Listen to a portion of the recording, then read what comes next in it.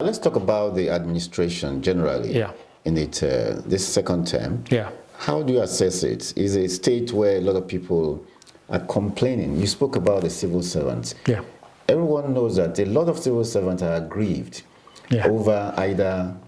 Look, let me tell you, I have my own views about civil servants. Okay. Okay.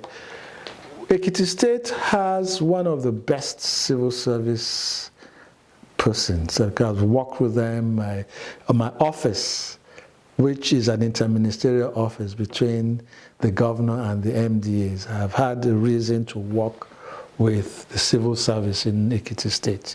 And we have excellent civil servants, especially in the directorate positions and upwards, and they all come from all parts of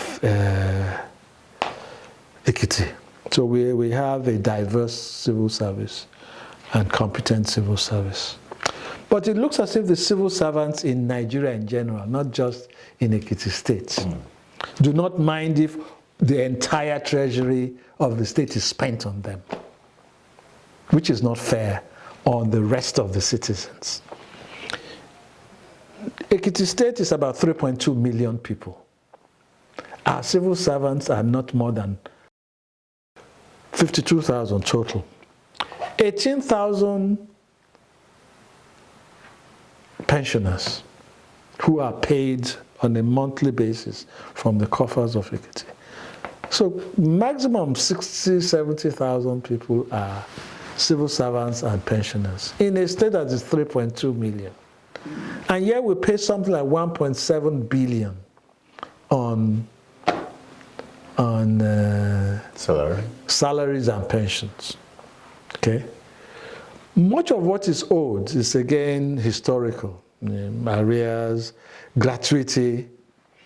The gratuities are owed because of an archaic system of what they call defined benefits, where government pays everything. It's different from contributory pension. And therefore, when you retire, government has to find money to give you a lump sum as gratuity, instead of contributory pension, where all that you have contributed up until that point, a certain percentage of that is given to you. And from there on, your pension fund administrator pays you and not the government. So right now we have about 38,000 people in defined benefits and only 5,000 in contributory pension. And we are owing people who way back from 2013, 2014. Now, that situation will worsen if we do not somehow solve the issue of moving as many people as possible from defined benefits to contributory pension. It is an existential problem that needs to be addressed by the new government. Otherwise, there will come a situation where what is not paid will be, because 2013, this is 2022, 9 years, 10 years, 11 years, 12 years. In 2025, we will not have paid, maybe in 2026, we will only be in 21.5. In 2030, we will only be in 20, the separation between the people who are paid and the length of time between those who have been paid will just widen. So we need to solve that problem. And the civil servants have to know that we are a large minority. So we need to enter into a productive economy in Ekiti. All this our pride, our civil service state. It does not help us. Civil servants do not create wealth. They are supposed to assist the political leadership in the formulation and implementation of policies that will allow the citizens to use their productive skills to create wealth from land, water, and air. Okay? They are not wealth creators. Yeah. I want you to expatiate or clarify these definitions of defined benefits and contributory benefits. You have a period when you are a current worker, you are an active worker, whether in the private sector or in the public sector. Yeah. But you have to put money aside for your old age. Okay? And the employer you serve has a responsibility to assist you to save money, to put money aside in your old age. And that money for your old age is called pension, or when you have stopped working. Okay? And we presume that you'll be working up until either 60 years or 70 years, as the case may be, either 35 years or 40 years of act, as the case may be, whichever comes first. So in defined benefit scheme, it's only the government that pays. You don't put any money down. Okay, you don't put any money down. And then, so they put money down. You know, every year your salary changes. There's a certain percentage of your salary. So it's not the same amount every year. Then they put it away, and then sometimes that money is invested, and it is not exactly the amount of money you put that you have accumulated. And then when you retire, there's a gratuity. It's called gratuity. Almost as if, oh, we're thanking you for the work. We know you need a lump sum to adjust your new life. This is an amount of money. And they'll do that calculation based on certain actuarial issues. So government pays you that money, okay? And what also happens is that even after you during pension, government starts to also pay you pension from government coffers. It's like salary. It becomes like salary. So that even yet when you are pensioned, presumably you were useful. So your job is filled by an active worker. So in a defined benefit scheme, unless you die and salary stop being paid to you, the wage bill continues to increase. Okay. The wage bill continues to increase. In a compensatory pension scheme, you contribute your percentage, maybe 8% or 7%. Government contributes 7% or 8%, and it is paid to a pension fund administrator all through your time. Okay?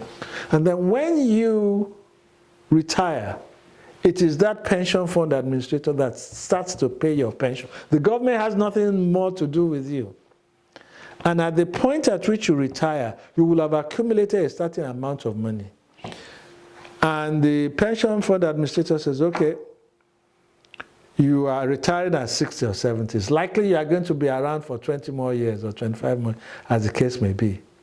And we believe that now that you are old, you don't need that much amount of money as when you were retired, this is the amount we think you should be getting on a yearly basis.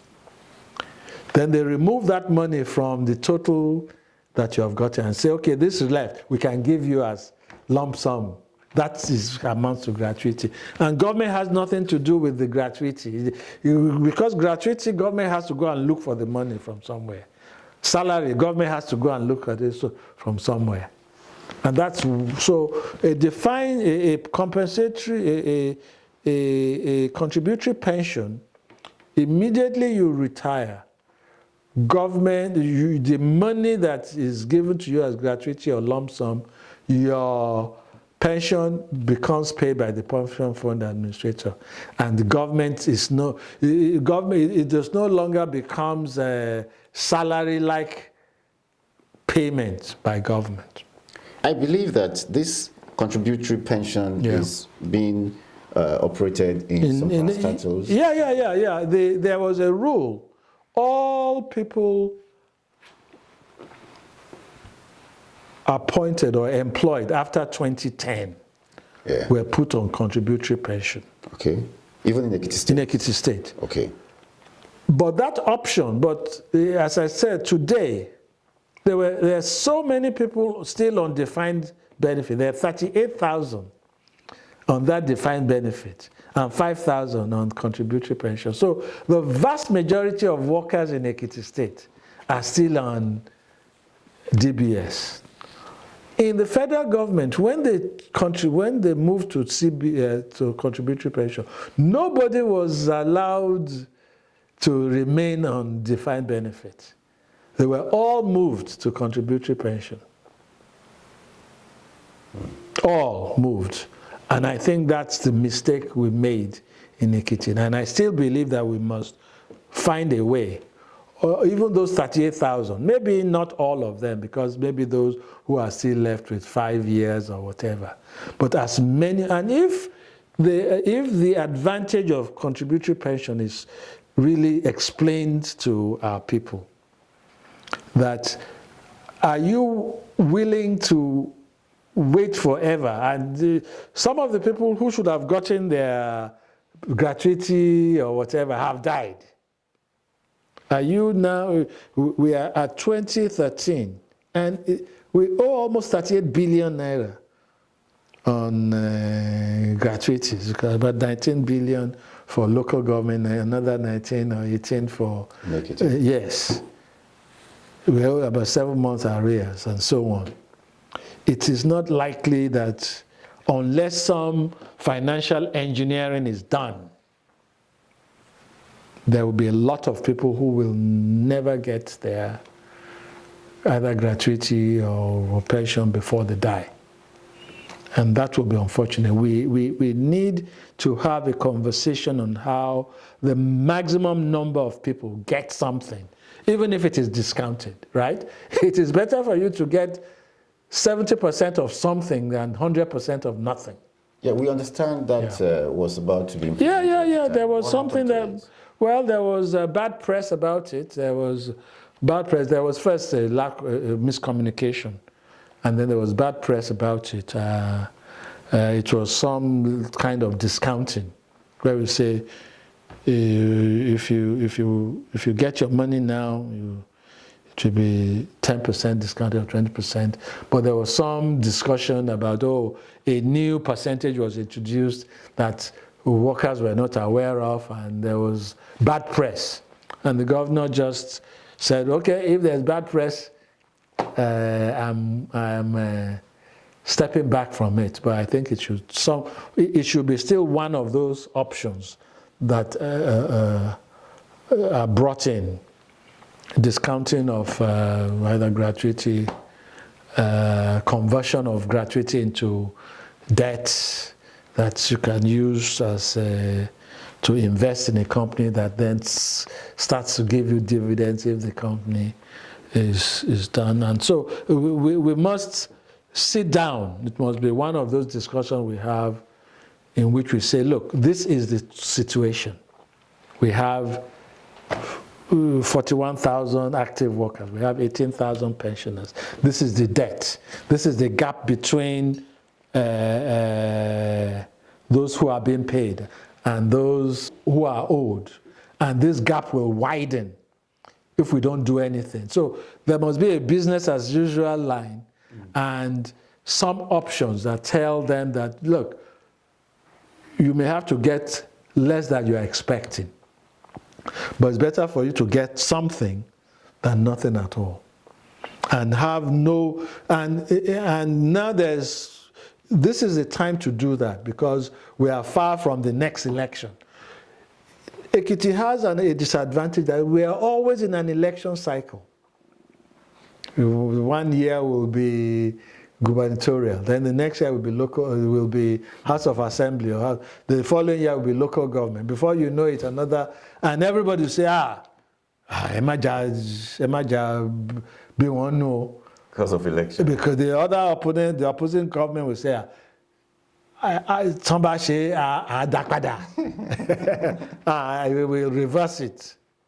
Okay, and the civil servants will, even in this election, I'm aware that there are many civil servants who were being taken in by the fact that we'll pay all the arrears. In 6 months, we'll do it.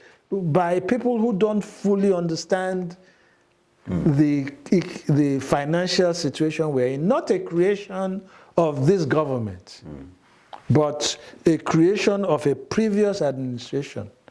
I mean, you can imagine, that's why we have a transition law that forces an outgoing government to do certain things. Because the Fayemi administration had found out, had been experienced a situation where when they were leaving, there were certain things they could not do because the incoming hostile government clamped down on the banks against them. So there were certain things they could not do.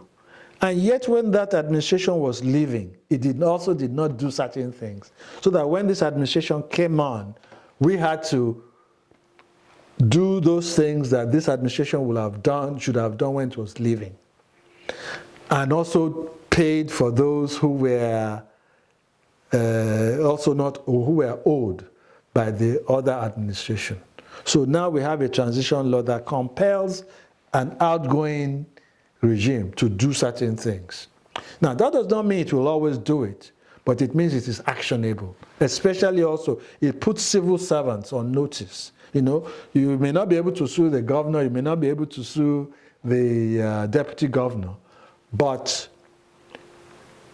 civil servants who can be sued, who will say, look, the law says as permanent secretary, if an incoming administration requires certain information, you have to provide it so as to make it easy for them to do their work when they come on, so that they don't come into the administration blind. Prof, if the pensioners are ready to accept the previous arrangement by government now, would it be implementable? The new administration will have to make that decision. I mean, there was a capital company that was ready. You know, this has to be funded by it was supposed to be funded by a private company. We will still have had to pay, but it's almost as if there was a loan to government that will have to be spread out over a period, but that money will be given to the pensioners now. So we have to still have a company that is willing to do that. Okay. Will the previous company not be willing if you... well, yeah, we've not gone back to the company, and the fortunes of the company may have changed. We are winding down. We are happy that there's continuity. The incoming administration still knows about all these things that we're doing. And I think the governor is ready to pass the baton to an incoming administration who should do the same things. I mean, those who know about it are ready to advise about it, but I don't think the present government will be doing certain monumental things. But hey, I'm not the governor. I still believe that should be done. I'm still, even at that time too, I did call in some pensioners and explain to them. And they understood, and they were, actually some pensioners came into my office and I explained to them, and they went out to sign up for the program. But the program was stopped. So even those who came to my office to sign up could not take advantage of it because the whole scheme was stopped at that point. People of the Fountain.